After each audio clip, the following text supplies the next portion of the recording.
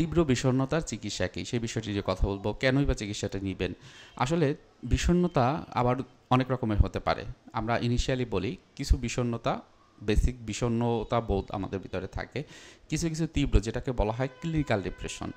এখন এই যে ক্লিনিক্যাল ডিপ্রেশন এটা কিন্তু যেটা হয় যে এমনিতে যে বিষণ্ণতা তার থেকে আরও অনেক বেশি বিষণ্ণ অবস্থা থাকে, তীব্র আকারে থাকে। যেমন একটা লোক যদি বিষণ্ণ থাকে তখন তার মনমরা ভাব থাকে, কারোর সাথে মিশতে পছন্দ করে না, অতীতের কোনো ঘটনা ফ্ল্যাশব্যাক হয়, হয়তো তার ভিতরে যে খারাপ লাগার যে অনুভূতিগুলো দিন দিন বৃদ্ধি পেতে থাকে, আইসোলেটেড হয়ে যায়, কারোর সাথে মিশে না, বন্ধুবান্ধব নেই, এরকম হয়। আবার অনেক সময় যেটা হয় যে তাদের ভিতরে যে নিজের ভিতর থেকে যে ভালো থাকা, সে ভালো থাকাটা তার আর সম্ভব হয় না, বন্ধুবান্ধব আস্তে আস্তে দূরে সরে যাচ্ছে। অনেক সময় তারা খাওয়া দাওয়া অনেক বেশি করে অথবা অনেক কম করে। অনেক সময় দেখা যায় যে তাদের সুইসাইডাল টেন্ডেন্সি হয়, ওয়েট অনেক লুজ হয় অথবা ওয়েট গেইন হয়। এর কারণ হলো সে হয়তো খাওয়ার সময় অনেক অতিরিক্ত খেয়ে ফেলছে, আবার যখন খায় না তখন খাচ্ছে না। হয়তোবা অনেক বেশি ঘুমায়, আবার অথবা অনেক সময় একদমই ঘুমায় না। যখন অনেক বেশি চিন্তা হয় তখন ঘুমায় না, আবার যখন চিন্তা কম থাকে তখন দেখা গিয়েছে যে তখনও সে হয়তোবা কম বা বেশি ঘুমায়, এরকম কিছু কিছু বিষয় থাকে।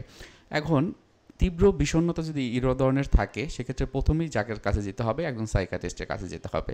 কারণ এটাই আপনার ব্রেনের কিছু পার্ট আছে যেখানে এটা এফেক্ট ফেলেছে, সেই এফেক্টের জায়গাটায় সে ওষুধের দেওয়ার মাধ্যমে অল্প সময়ের ভিতরে একটা পরিবর্তন নিয়ে আসবে।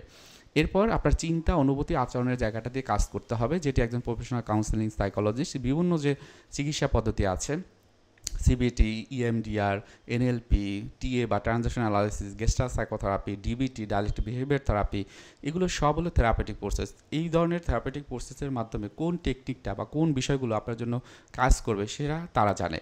অ্যাসেসমেন্ট করে বা ডায়াগনোসিস করে আপনার মেন্টাল কন্ডিশনটা বোঝার পর কোথা থেকে আসলো, এক্সপ্লোর করলো, এরপর কিন্তু আপনার চিকিৎসাটা যেভাবে হবে একজন প্রফেশনাল কাউন্সেলিং সাইকোলজিস্ট করবে।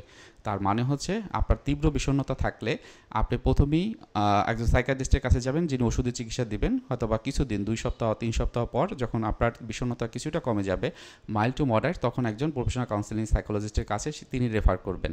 তিনি যদি রেফার নাও করেন আমি বলবো আপনি নিজে নিজে যাবেন। যাওয়ার পর তার কাছ থেকে এই যে কাউন্সেলিংটা নেবেন, প্রতি সপ্তাহে একটি করে নেবেন। হয়তো বা 5টা বা 6টা সেশনের সময় আপনি বুঝতে পারবেন আপনার ভিতরে একটা পরিবর্তন এসেছে, এবং সেই পরিবর্তনের যে ধারাবাহিকতা সেটি সরি ধারাবাহিকতা রক্ষা করার জন্য আপনার যা কিছু করণীয় সেটা আপনার প্রফেশনাল কাউন্সেলিং সাইকোলজিস্ট আপনাকে বুঝিয়ে দেবে। এই হচ্ছে চিকিৎসা তীব্র বিষণ্ণতার জন্য। তো আজকে ভিডিও এখানে রাখছি, ভালো লাগলে অবশ্যই সাবস্ক্রাইব করে রাখবেন। আসসালামু আলাইকুম।